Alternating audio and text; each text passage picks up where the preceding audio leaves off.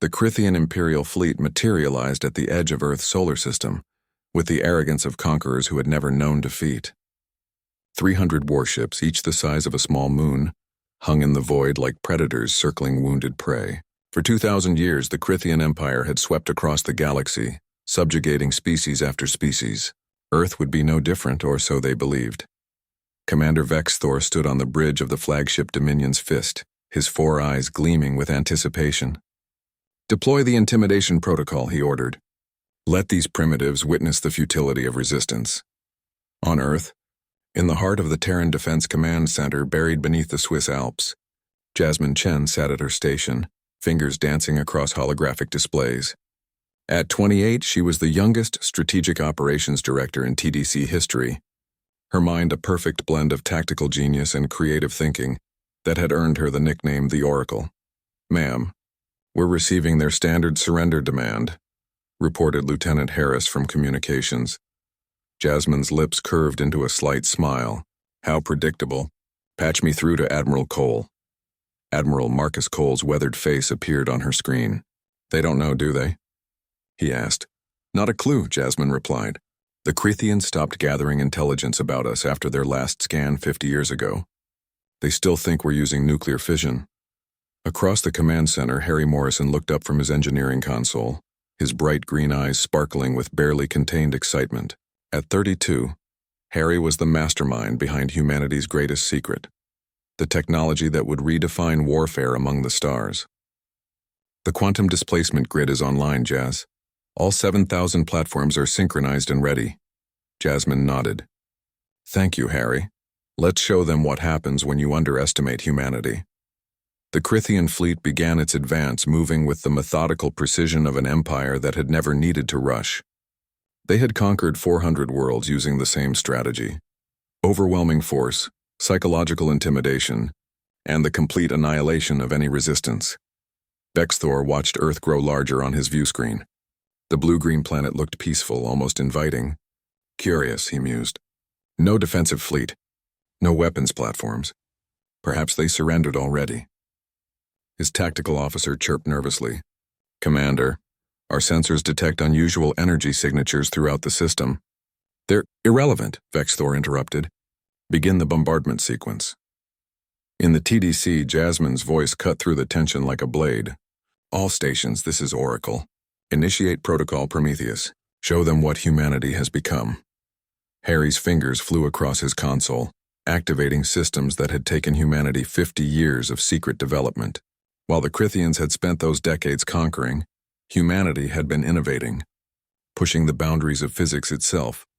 The quantum displacement grid activated, 7,000 platforms, each no larger than a shipping container, had been distributed throughout the solar system over the past decade. They were invisible to conventional sensors, hidden in the cosmic background radiation. But now they awakened.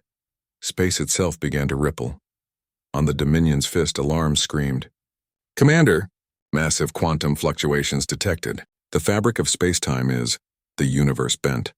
Harry had discovered what others had only theorized, that space could be folded, manipulated, and weaponized. The quantum displacement grid didn't fire projectiles or energy beams. It didn't need to. It simply relocated matter to wherever humanity wanted it to be. The Crithian flagship, along with 49 other capital ships, suddenly found themselves occupying the exact same coordinates as their sister vessels. Matter met matter in impossible configurations. The laws of physics, briefly violated, reasserted themselves with catastrophic violence. 50 massive explosions bloomed in the void, each releasing enough energy to vaporize a small planet. The shockwaves rippled outward, catching the surrounding ships in a chain reaction of destruction. Vexthor had exactly 3.7 seconds to comprehend his empire's doom before his ship ceased to exist. Jasmine watched the tactical display with calm efficiency. Second wave, targeting remaining command vessels. "Harry, redirect grid sectors 7 through 12. "On it," Harry responded, his voice steady despite the magnitude of what they were doing. Displacement calculations complete. Firing solution locked. Another 100 Crithian ships vanished from their positions, reappearing inside stellar bodies within planetary cores, or scattered across dimensions that human scientists were only beginning to understand. Some ships simply ceased to exist, their quantum signatures erased from reality itself. The entire engagement lasted 17 seconds, where 300 warships had threatened Earth. Now only debris remained, expanding clouds of superheated plasma and twisted metal, glowing tombstones for an empire's arrogance. In the silence that followed, Jasmine opened a broadcast on all known galactic channels. Her voice, calm and clear, reached across the stars to every species, every empire, every civilization that might have been watching. This is Jasmine Chen of the Terran Defense Command, speaking for humanity. For too long, the Crithian Empire has spread terror and death across the galaxy. Today, that ends. Let this message reach all who would threaten Earth or her allies. We are not the primitives you remember. We are not helpless. We have turned the universe itself into our weapon. She paused, letting her words sink in across countless worlds. Humanity does not seek war, but we will not tolerate aggression. The Crithian Empire sent 300 ships. 300 ships are now dust.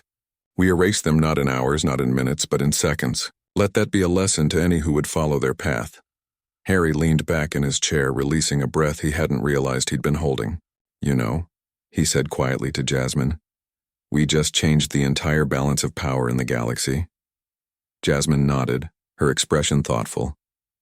We did. But more importantly, we showed them that humanity's greatest weapon isn't our technology.